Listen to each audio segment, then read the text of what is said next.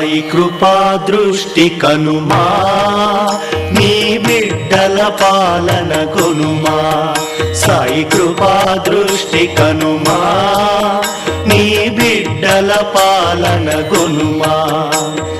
నిందితి నీవే జగత్తునంతా, నువ్వు వినంతా మాయా. నిందితి నీవే జగత్తునంతా, నువ్వు వినంతా మాయా. సాయి కృపా దృష్టి కనుమా, నీ బిడ్డల పాలన కొనుమా. సాయి కృపా దృష్టి కనుమా, నీ బిడ్డల పాలన కొనుమా. నే ఒక అంధుని రంధిత బంధిని, ప్రభు దర్శనమే ఇమ్మా.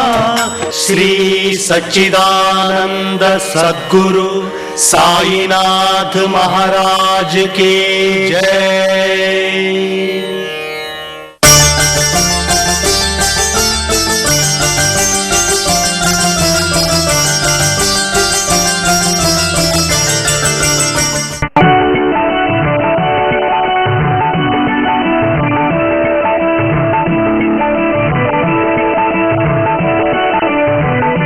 పరబ్రహ్మ స్వరూపమైన సాయిబాబా భక్తులకు అందరికీ నమస్కారం. సచరిత్ర పారాయణం చేస్తున్నాం. అధ్యాయాలలో ఉండేటువంటి కథలను వింటున్నాం. 27వ అధ్యాయంలో హేమాది పంత్ ఏ విషయాలను గుర్తు చేశారో, ఏ కథలను గుర్తు చేశారో ఆ విషయాలను మీకు నేను వినిపిస్తాను.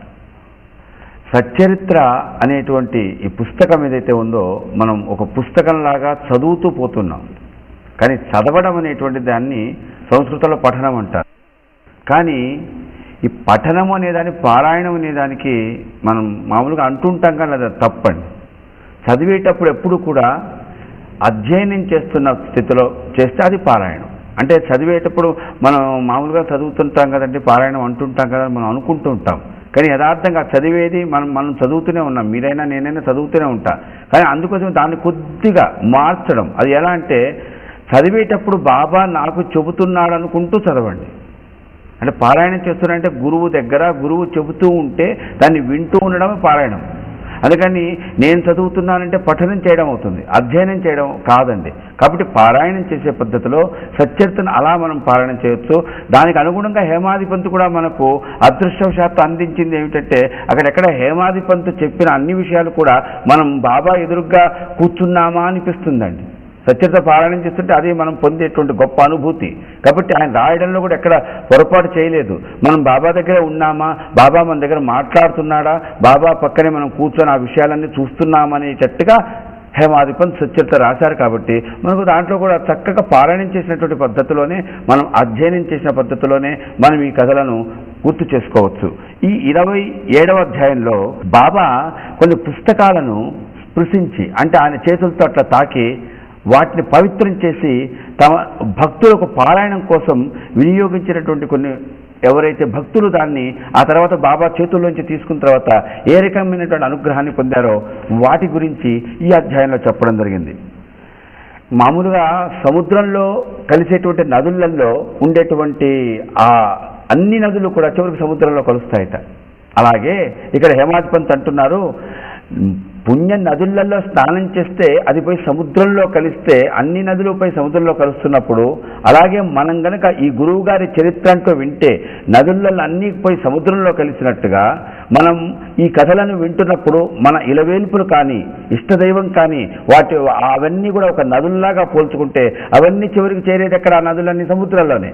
అలాగే మనం ఈ గురువు గారి చరిత్ర, సద్గురువు యొక్క చరిత్ర, సాయిబాబా చరిత్ర మనం వింటున్నప్పుడు నదులు పోయి సముద్రంలో కలిసినట్టుగా ఆ దేవతల, ఆ దేవుళ్ళ యొక్క అనుగ్రహం పొందుతూ పరబ్రహ్మ యొక్క అనుగ్రహాన్ని మనం పొందడానికి అవకాశం ఉంటుంది అని చెబుతూ ఇక్కడ హేమాది పంత్ అంటున్నారు, ఆత్మ సాక్షాత్కారం కలగజేసేటువంటి శ్రీ సాయి మహారాజుకు నమస్కారము. ఆత్మ సాక్షాత్కారాన్ని కలగజేసే ఓ సాయి మహారాజా నీకు జయమగుగాక. చాతక పక్షిలాగా, అంటే ఇంతకుముందే గుర్తు చేశాను, స్వాతి నక్షత్రంలో పడే జల్లు స్వాతి నక్షత్రం తొలకరి అంటే చైత్రమాసంలో వచ్చే ఆ స్వాతి నక్షత్రంలో వచ్చేటువంటి ఆ తొలకరి జల్లులో వచ్చేటువంటి ఆ జల్లు కోసమే నోరు తెరుచుకుని ఉంటుందట స్వాతి చాతక అనేటువంటి పక్షి. అలాగే బాబా మీ కథల కోసం మేము ఆ రకంగా ఆతృత పడుతున్నాం, మీ కథలనే వినాలనేటువంటి శ్రద్ధ మాకు కలుగుగాక అని చెబుతూ ఎవరెవరైతే ఈ సచ్చరిత్రలను పారాయణం చేస్తారో వారి కుటుంబములకు సాత్విక భావములు కలుగుగాక. వారు ఆ పారాయణం చేస్తున్నప్పుడు వారి కుటుంబం మొత్తానికి సాత్విక భావము కలుగుగాక అని హేమాధిపంతు చెబుతూ వారి శరీరము చమరించుగాక, వారి నేత్రంలో కన్నీళ్లు నిండుగాక, వారి ప్రాణములు స్థిరపడుగుగాక, వారి మనస్సు ఏకాగ్రంగా ఉండుగాక, వారికి గగురుపాటు కలుగుగాక అని చెబుతున్నారంటే ఇవన్నీ చదివేటప్పుడు మనం సహజంగా పొందుతున్నామా? కాదండి, వింటున్నప్పుడు పొందుతాం. ఎవరైనా ఏదైనా ఆధ్యాత్మికంగా కానీ ఏదైనా చెప్తున్నప్పుడు మనకు బాగా ఇష్టంగా ఉన్నప్పుడు వింటుంటే ఒళ్ళు ఒక్కసారిగా గగుర్పాటు కలుగుతుంది. అదే చెప్తున్నారు, చదివేటప్పుడు కూడా అలాగంటి అనుభవం మనం కనుక పొందగలిగితే అంతకంటే ఇంకా ధన్యత ఏం కావాలండి. కాబట్టి చదివేటప్పుడు కూడా అదే ధ్యాసతో అదే శ్రద్ధతో చదవండి అని చెబుతూ సద్గురువు మనల్ని మహాసముద్రాన్ని కూడా దాటించగలుగుతాడు. అలాంటి సద్గురువు జీవకోటి యందు ఉండేటువంటి భగవంతుడి రూపమైనటువంటి సద్గురువైనటువంటి సాయిబాబా మనల్ని అనుగ్రహించుగాక అని చెబుతూ హేమాధిపంత్ ఈ అధ్యాయంలో శ్యామ అనేటువంటి పిలువబడినటువంటి మాధవరావు దేశపాండేకి అనుగ్రహాన్ని వదల్చుకున్నారు బాబా. విష్ణు సహస్రనామ అనేటువంటి ఒక పుస్తకం ఆయనకు ఇవ్వాలి. ఆయన విష్ణు సహస్రనామం అనే ఆ పుస్తకంలో ఉండేటువంటి ఆ విష్ణు సహస్రనామాన్ని చదువుకోవాలి. ఆయన చాలా వృద్ధుల్లోకి రావాలి ఆధ్యాత్మికంగా అనేటువంటి ఆలోచన అనేటువంటి ఆ మనస్సు బాబాకు ఉంది. అందుకోసమేనేమో ఎలా అనుగ్రహించాడు అనేటువంటి విషయాన్ని హేమాధిపంత్ ఈ అధ్యాయంలో గుర్తు చేస్తున్నారు. ఒకసారి బాబా మసీదులో కూర్చొని ఉండగా మసీదులోనే కూర్చొని రోజు అన్ని పుస్తకాలు పెట్టుకొని పారాయణం చేస్తూ మడి కట్టుకొని చక్కగా నిష్ఠతో ఒకచోటే కూర్చొని ఆ రకంగా పుస్తకాలన్నింటినీ వాటిల్లో ఉండేటువంటి విషయాన్ని పారాయణం చేస్తూ ఉండేవాడు రామదాసు అనేటువంటి వ్యక్తి. ఒకరోజు బాబా ఏం చేశారంటే ఆ రామదాసుని పిలిచారట. పిలిచి నాకు కడుపు నొప్పిగా ఉంది అన్నారట. వెంటనే రామదాసు అన్నట సోనామకి తీసుకొస్తాను స్వామి అని వెళ్ళారట. వెళ్ళి కాసేపు అలా సోనామకి తీసుకురావడానికి వెళ్ళంగానే ఏం చేశారు బాబా? అప్పుడే వచ్చారటండి. ఎవరు? మాధవరావు దేశపాండే. శ్యామా ఇక్కడికి రా అని పిలిచారట. పిలిచిన తర్వాత బాబా ఆ ధుని ఎదురుగా కూర్చుని ఆయన మెట్ల నుంచి దిగి వచ్చి ఎక్కడైతే రామదాసు కూర్చుంటాడో ఆ పుస్తకాలన్నీ పక్కకు పెట్టుకొని ఎట్లయితే పారాయణం అక్కడికి వచ్చి అక్కడి నుంచి విష్ణు సహస్రనామం అనేటువంటి పుస్తకం తీసుకున్నారట. ఆయన తీసుకొని వచ్చి ఆయన మామూలుగా కూర్చునేటువంటి ఆ స్థలంలో కూర్చొని శ్యామ ఇక్కడికి రా అని ఆ పుస్తకాన్ని ఆయనకి ఇవ్వబోయారు. శ్యామ ఈ పుస్తకంలో ఉన్న విష్ణు సహస్రనామం చదువుకోవయ్యా, నీకు చాలా మంచి జరుగుతుంది. చాలా అపాయకరమైనటువంటి ప్రమాదకర స్థితిలో ఉన్నప్పుడు ఆ అల్లా నాకు ఇది అనుగ్రహించాడయ్యా.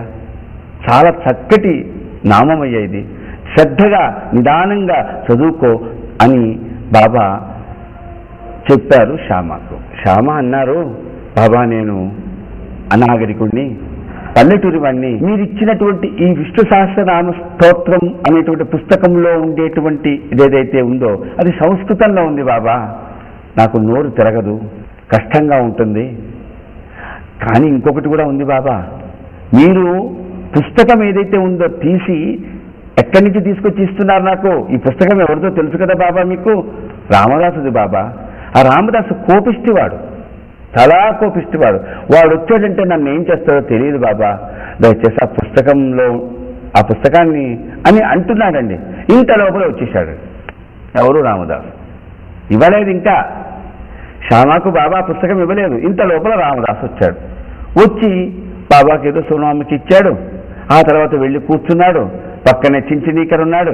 చించినీకర్ చెప్పాడండి ఏమని, బాబు నీ దగ్గర ఉండేటువంటి ఒక పుస్తకం విష్ణు సహస్రనామం అనే పుస్తకం బాబా శ్యామకి ఇవ్వాలని శ్యామకి ఇవ్వబోతున్నాడు. ఇచ్చాడు, అదిగో ఇచ్చాడు, నీ దగ్గర నుంచి తీసుకున్నాడు, శ్యామకు ఇవ్వాలని విష్ణు సహస్రనామ పుస్తకం అని చెప్పాడు చించినీకర్ రామదాసు.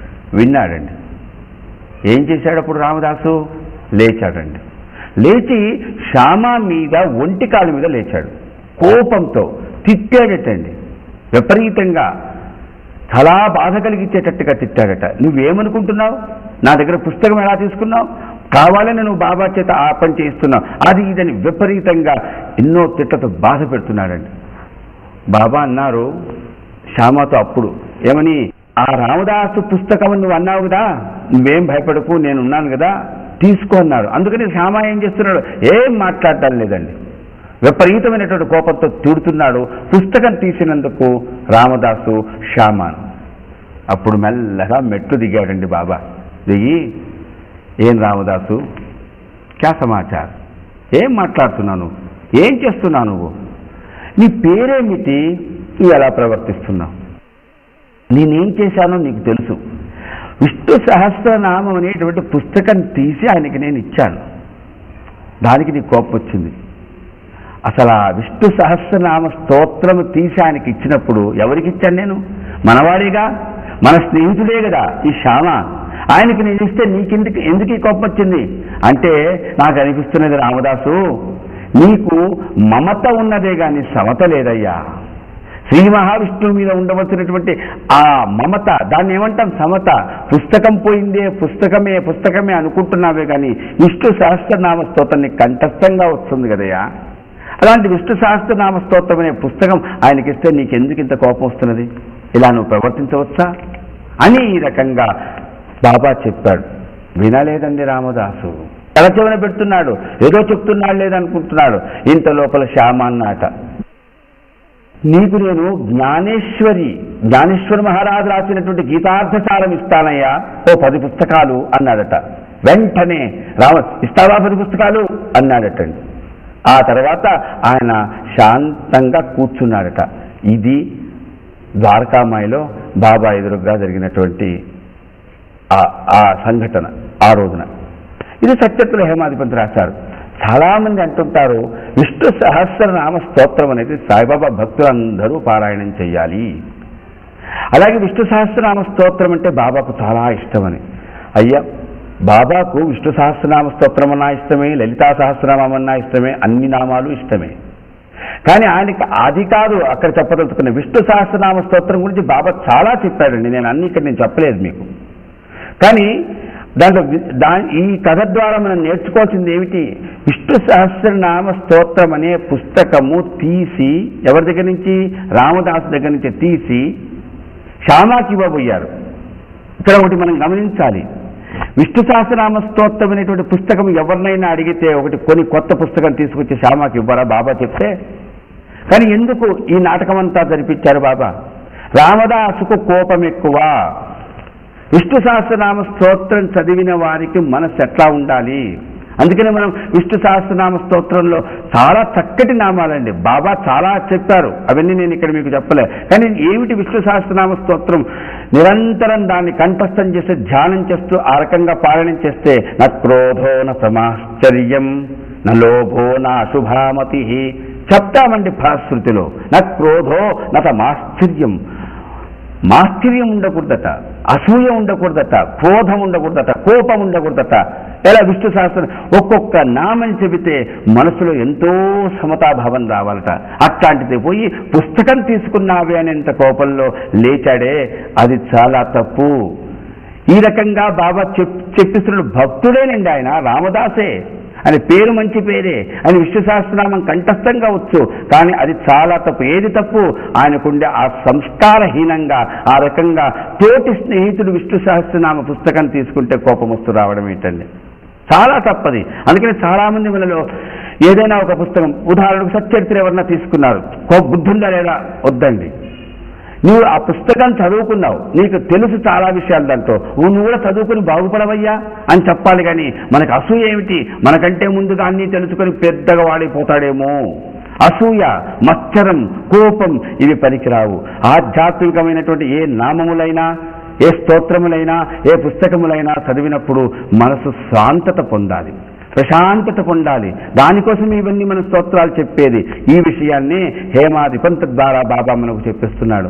అలాగే శ్యామాకి ఏం చెప్తున్నారు, శ్యామాకి ఆ పుస్తకం ఇచ్చి, అయ్యా నువ్వు చదువుకో, నువ్వు సంస్కృతం తెలుసుకున్న వాళ్ళ దగ్గరికి వెళ్ళి నేర్చుకో, అలాగే ఈ చదువుకున్న తర్వాత నువ్వు విష్ణు సహస్రనామం చదువుకో, ఎందుకంటే ఇదే అధ్యాయంలో హేమాత్మని చెప్తారు, చదువుకుంటాడు, నేర్చుకుంటాడు. జీజీ నార్కేకు, ఎవరు ఇంజనీరింగ్ కాలేజ్ ప్రొఫెసర్గా పనిచేసిన జీజీ నార్కేకు మాధవరావు దేశపాండే విష్ణు సహస్రనామం చెప్పాడట.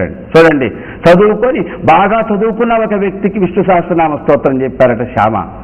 చదువుకున్నాడు, పెద్దవాడే, బాగా నేర్చుకున్నాడు. కానీ ఇక్కడ మనం తెలుసుకోవాల్సింది ఏమిటి, బాబా ఏమిటి, నువ్వు ఎంత గొప్పగా చదువుకున్నా, ఎన్నిసార్లు నువ్వు నేర్చుకున్నా, కంఠస్థం వచ్చిన విష్ణు సహస్రనామ స్తోత్రం నేర్చుకున్న తర్వాత ఇది ఈ రామదాసులాగా ప్రవర్తించకు. అందుకనే చెప్తా చూడండి, స్తోత్రాలు ఎన్నెన్నో పూజలు చేస్తారండి. కానీ ఎన్ని పూజలు చేసినా, ఎన్ని స్తోత్రాలు చెప్పినా, ఎన్ని వ్రతాలు చేసినా, ఏమి చేసినా మనసులో ఉండేటువంటి కోపము, క్రోధము, అసూయ ఇవన్నీ పోకుండా ఎన్ని పూజలు చేసి, ఎన్ని వ్రతాలు చేసి, ఎన్ని స్తోత్రాలు చెప్తే ఏం ప్రయోజనం అండి? కాబట్టి మనస్సును ప్రశాంతతగా ఉంచుకోండి. అది కూడా ప్రత్యేకించి ఆ స్తోత్రం చేసినప్పుడు నీ మనస్సు ఆ రకంగా ప్రశాంత స్థితికి రావాలి. ఇదే హేమాధిపంత ద్వారా బాబా మనకు అందిస్తున్నటువంటి ఉపదేశం అండి. ప్రతి కథలో కూడా మనం అందుకని విష్ణు సహస్రనామం స్తోత్రం చదువుకోవాలా, చదువుకోకూడదా, బాబా భక్తులు అది నేర్చుకోవాలి, మంచిదే, చాలా మంచిది విష్ణు సహస్రనామ స్తోత్రం. మనకి ఏది మనకు మంచిది అది మనం గురువులు చెప్పినట్టుగా మనం లలితా సహస్రనామం కొంతమందికి చాలా ఇష్టం, శివ సహస్రనామం కొంతమందికి చాలా ఇష్టం. అంతేగాని సాయిబాబా చెప్పాడు కదా విష్ణు సహస్రనామ స్తోత్రమే పారాయణం చెయ్యమని కాదండి. విష్ణు సహస్రనామ స్తోత్రం కానీ ఏ స్తోత్రమైనా కానీ మనస్ఫూర్తిగా నామము కూడా చాలా జాగ్రత్తగా. అంతేకాని చెప్తా చూడ, నామం చెప్పడం గొప్ప కాదండి, తెలిసి రామ చింతన చెయ్య మనస. రామారామాన్ని ఎవరైనా చెప్తారు, కానీ తెలిసి నామం చెప్పేటప్పుడు దానిలో తత్వం ఏమిటో తెలుసుకొని చెప్పాలి. అలాంటి ఆ స్థితిని మనకు అనుగ్రహించడం కోసమే హేమాధిపంత ద్వారా ఈ రకంగా చెప్పారండి. పుస్తకానికి ఇవ్వవలసిన విలువ ఇవ్వాలండి. ప్రత్యేకించి సత్యత్ర కానీ, భగవద్గీత కానీ, రామాయణం కానీ పుస్తకాలను కొంతమంది ఏం చేస్తారంటే పూజిస్తారండి. పూజించడం వరకే కాదండి, దాంట్లో ఏముందో కాస్త చదివి ఆ తర్వాత దాన్ని ఆచరణలో పెట్టాలి. అట్లని ఆచరణలో పెట్టేటువంటి వాళ్ళు కొంతమంది ఏం చేస్తుంటారంటే వాళ్ళు అటు ఇటు పడేసి ఏదో దాన్ని అగౌరవిస్తారు. అది చాలా తప్పు. అందుకోసమే ఇదే అధ్యాయంలో హేమాధిపంత్ గారు చెప్తారు, ఒకసారి గీతా రహస్యం అనేటువంటి పుస్తకాన్ని ఒక పోస్ట్ మ్యాన్ తీసుకొచ్చి ఇస్తాడు. ఆ పార్సల్ తీయంగానే తీస్తారు. ఆ పుస్తకము ఆ పార్సల్ తీయగానే బాబా కాళ్ళ దగ్గర పడిపోతుంది. అప్పుడు బాబా దాన్ని తీసి కళ్ళకద్దుకొని జోబీలోంచి ఒక 2 రూపాయలు తీసి దాని మీద పెట్టి జోక్ ఇచ్చారట.